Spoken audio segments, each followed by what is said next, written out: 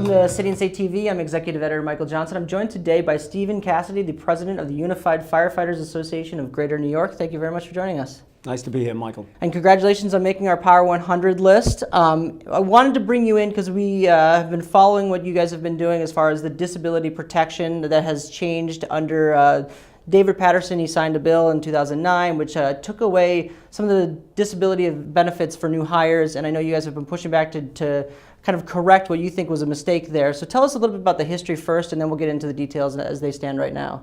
Yeah, in July of 2009, Governor Paterson vetoed Tier 2 renewal legislation, which had been renewed every 2 years for the last 28 years. Every governor had signed it. So we were shocked when it happened.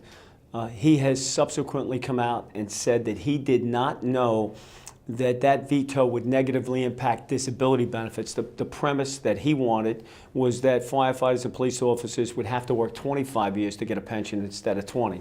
And based on his view of where we are actuarially and people living longer, he thought that was a prudent move. And we had some problems with that, but there was nothing we could do. The reality is we're now stuck with new firefighters and police officers who don't have real disability benefits as a result of that. And although we would like to go back to the complete Tier 2 package, we know that's not realistic, and we are just trying to get real disability benefits for New York City firefighters and police officers. And one other thing on this, it's not just for them, it's a public safety issue. When you have new firefighters who are running into a burning building and risking their lives every day, they should not be worried about what if. Who's going to take care of my family if I'm injured today? They should be focused on their job. This is a dangerous job. They're the best trained firefighters in the world. It's counterproductive to have them worried about their families when they should be focused on the job at hand. And I want to get to the numbers that are kind of in the new plan now with the cutback on the disability benefits. Before I get that, is there just a sense, because I think what you saw here was that Governor Paterson essentially seeing a pension bill that he wanted to veto, but the disability was tied to it. Do you think it should be a situation where those are separated going forward? Do you think disability and pensions necessarily shouldn't be tied to each other? Because they're somewhat different. I mean, pensions, you work a long amount of time. The more you work, the more service you put in, the higher wage you get back. But disability, it seems like it's something that should be equal across whoever works, because if you're injured running into a fire, like, it doesn't matter if you're a 20-year veteran or a 2-year veteran, right? Well, you're getting a pension under a disability factor. So historically, they've been tied together. I think the real issue is whether or not we can resolve this with the de Blasio administration and fix it. They've openly said that they want to fix it. I think only after we have highlighted the campaign, right?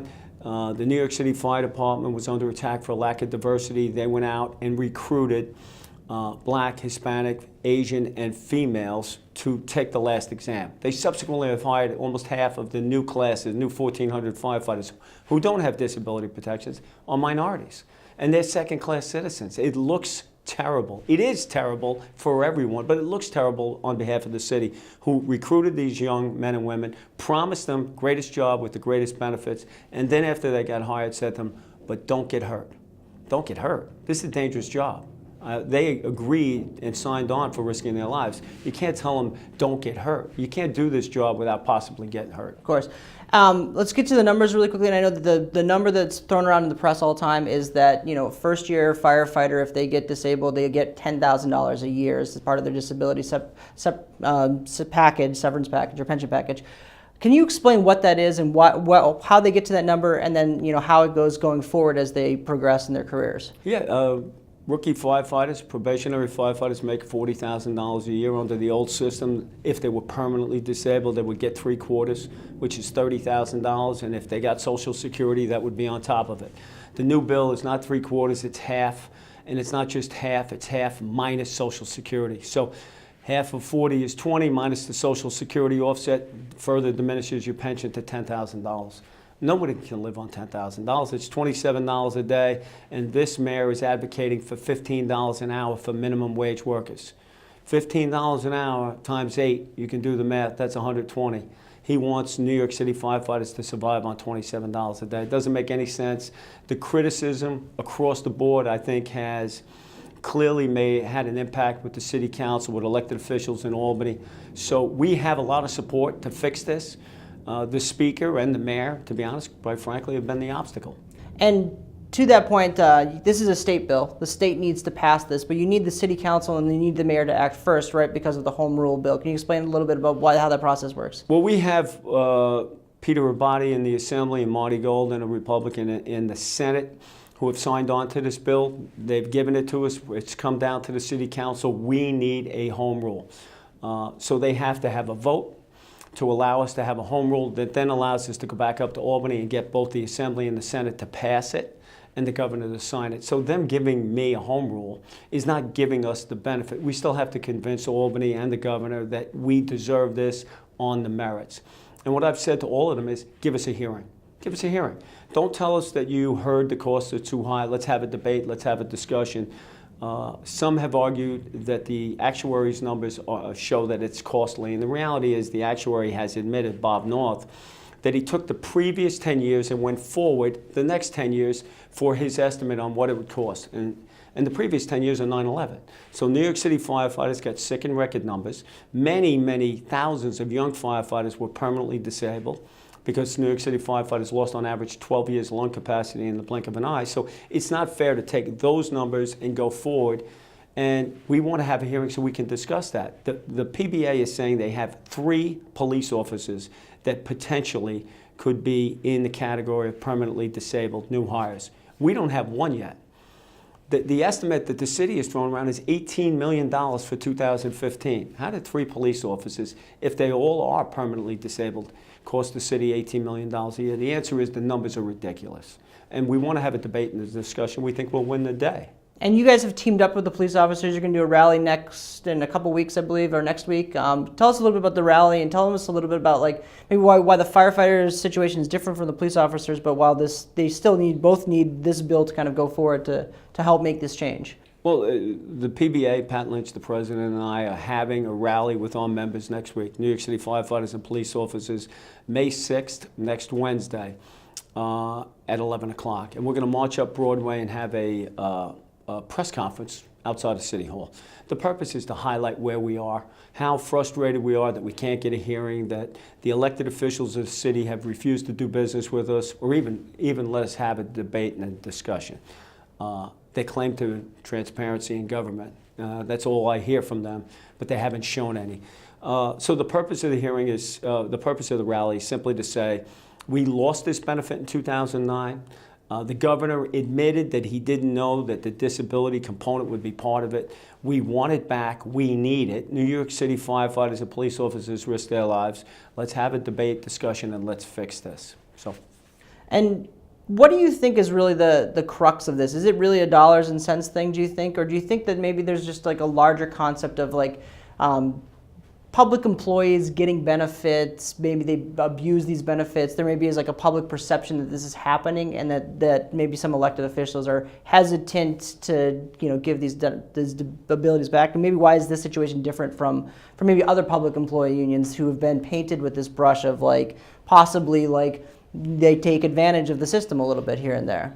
Well, I know that most of the elected officials that I've talked to continue to praise New York City firefighters. In the wake of the gas explosion disaster in East Harlem, 3 firefighters literally jumped into a bucket and saved their lives when that building was collapsing. It just highlighted how incredibly dangerous the job is that firefighters do every day. So I think we have the support of elected officials. On why we can't get a hearing, I'm not sure. I think it's politics. The Speaker has sole control over granting us a hearing or not. She hasn't given us an explanation as to why not. A lot of people on her team are pointing at the mayor's office, so I don't know what the mayor's beef with us is. Maybe it's not with us, maybe he has a problem with the police department. But the reality is, New York City firefighters and police officers, in my view, deserve this benefit to move back to where it was, and we should have a hearing and a debate about it. And I know that the activity has picked up. In 2014, you guys were at the busiest year ever for firefighters, and it seems like you're on a trend to be above that now. Do you think that this maybe leads to the concept that the city council and just the residents in general should rethink kind of how they approach benefits for firefighters, the staffing of firefighters in the city? It seems like if there's going to be this increase, or it seems like it's going to continue to go upward, that there should be a different thinking about how we approach funding firefighting and firefighters specifically? Well, listen, Mayor Bloomberg used to say, show me productivity. The last 10 years have been the busiest 10 years in the history of the New York City Fire Department as we celebrate the 150th anniversary. So last year was the busiest year. This year we're up 10%. Firefighters are responding to more emergencies than ever before. We're busier than ever. And this winter, we had an incredibly busy winter in terms of fires. So we're certainly there. The public seems to know if they dial 911 and they need us, we'll be there in about 4 minutes. And they're calling us in record numbers. That's good. I mean, our job is to serve the public, and my members love doing that. But we are busier than ever, and I think that highlights that the administration should show some respect to firefighters. Right? Settle our contract, which is one issue, it's still not resolved. Should take this disability issue off the table immediately. You cannot have young firefighters who were promised the best job with the best benefits, but then when they got hired, said, don't get hurt. $27 a day if you get hurt. And by the way, we want you to continue to run into burning buildings. I'll say to everybody, if there's another 9/11 event, do they really think that these young firefighters are going to take the same risk that other firefighters took on 9/11? I don't think so. And if they ask me, I would say to them, don't do it. Don't do it. Don't compromise your health, not knowing whether or not somebody will be there to take care of your family. I know that somebody will take care of my family if I'm permanently disabled because I have real disability benefits like all the other senior firefighters. And it's interesting, it just occurred to me that it might not be another 9/11, but there's obviously the uptick in natural disasters, and everyone talks about this ability to make the city more sustainable going forward, but there's also the public service component of that. If there's an uptick in natural disasters, that's where firefighters, police officers are needed even more. Do you, and are also more at risk to get injured and possibly disabled. Do you guys ever wade into that kind of debate with lawmakers at all and take that angle as far as like making the case for better benefits? Well, this is one of the reasons why firefighters and police officers historically had a 3/4 disability benefit package. It's an incredibly dangerous job. What we do is different than pretty much everybody else in the workforce. And as a result, we're risking our lives.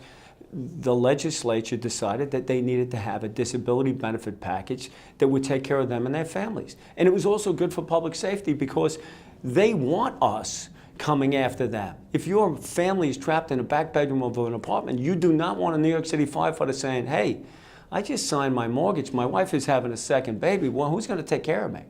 You want that out of their mind, you want them focused on their job, which is to save you and your family. And we can't do that currently when they're worried about who's going to take care of them. And before I let you go, I know this is, as you mentioned, the 150th anniversary of the New York City Firefighters. What do you guys have planned for this year to kind of celebrate or to honor the long history of distinguished firefighters in the city? Well, the department this week, coming up on May 2nd, is having an open house in a couple of dozen firehouses around the city of New York to encourage the communities to come in and have a dialogue with firefighters to have a better understanding of what firefighters do and who we are, more of a community kind of relationship. And then throughout the summer, they're going to have block parties where they're going to do the same thing and block off particular blocks and encourage the community to interact more with the firefighters. So I think that's a good thing. Commissioner Nigro, that's his plan, along with, I assume the mayor came up with that. Well, that's a good plan, and I think the more the public knows about what firefighters do for them, the better it is for us. Great. Stephen Cassidy, President of the Unified Firefighters Association of Greater New York, thank you very much for joining us. Thank you.